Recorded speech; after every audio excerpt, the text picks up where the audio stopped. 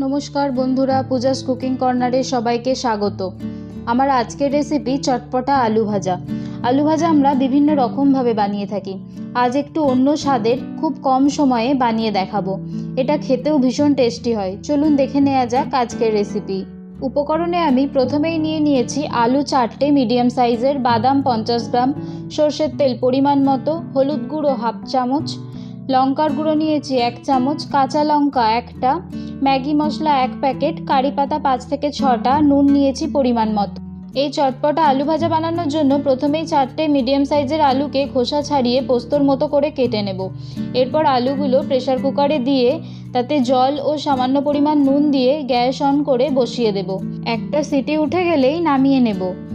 এরপর আবারও gas on করে কড়াই বসিয়ে দেব। তাতে 2 টেবিল চামচের মতো সরষের তেল দিয়ে দেব।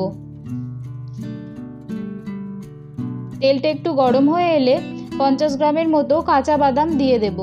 দিয়ে স্বাদ মতো নুন ছড়িয়ে বাদামটাকে ভালোভাবে ভেজে নেব।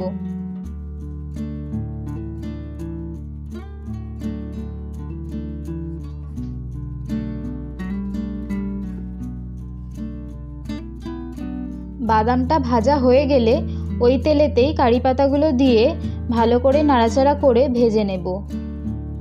এরপর সিদ্ধ করে রাখা আলুগুলো এর মধ্যে দিয়ে দেব। দিয়ে হাফ চামচের মতো হলুদ গুঁড়ো, 1 চামচ লঙ্কার গুঁড়ো দিয়ে আবারও বেশ কিছুক্ষণ নাড়াচাড়া করে ভেজে নেব।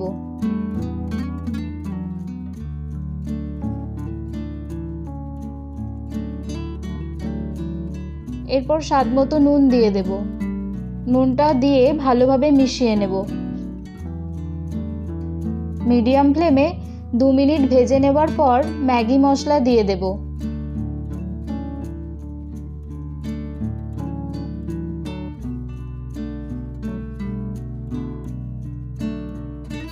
ম্যাগি মশলাটা ভালোভাবে মিশিয়ে নেব।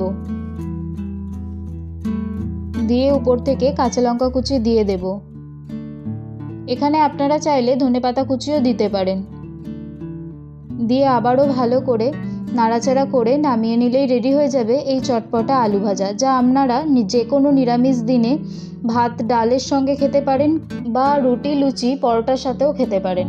অসংখ্য ধন্যবাদ ভিডিওটি দেখার জন্য। এরকম আরও ভালো ভালো রেসিপি পেতে আমার ভিডিওটি লাইক করে চ্যানেলটি সাবস্ক্রাইব করে রাখুন। ধন্যবাদ, ভালো থাকবেন, সুস্থ থাকবেন।